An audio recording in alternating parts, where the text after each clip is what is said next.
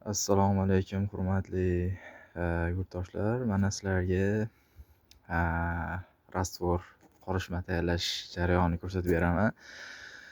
Shlakablok urish uchun qorishmani tayyorlaymiz. Birinchi navbatda endi biz o'zimizga yetarligini qilib olyapmiz 2 kishi uchun. Xo'p, ikkita aravachada to'ldirib mana bu idishga payovga solamiz. Ikkita aravacha qumga bitta bir qop sement plus yana 4 lapatka yana solyapman. O'shanda qorishmasi zo'r chiqyapti. Qolganlar endi gel solish mumkin. Bilmadim, gelda ham sinab ko'rganmiz, lekin gel bunaqa effekt bermagan. Kuchni oladi nafaqat unaqa sementni.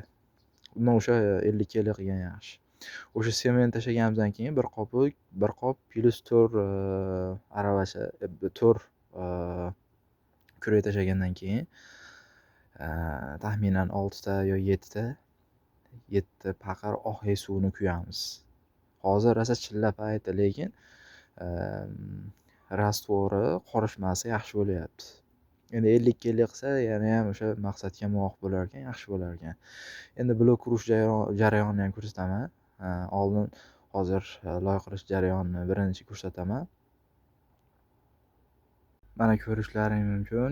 2 aravacha qumga bir qop sement tashadim, ustiga tashab oldim birinchi. Endi buni aralashtirib olgandan keyin yana yo 4 lapatka yana sement tashayman aralashtirib. Nazarimda mana shu bir qop sal kamroq o'xshayapti.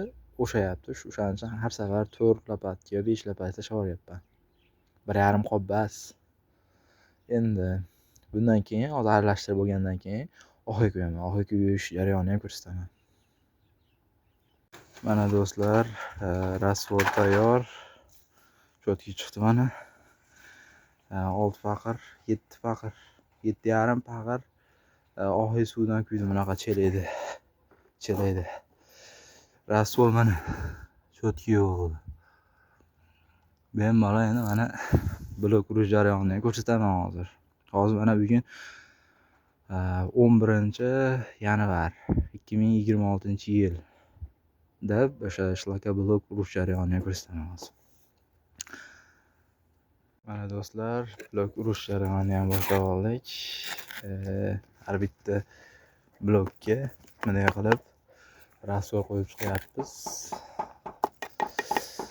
O'shanda qo'shni tomon ham ko'rinmaydi, keyin mustahkamlik oshadi.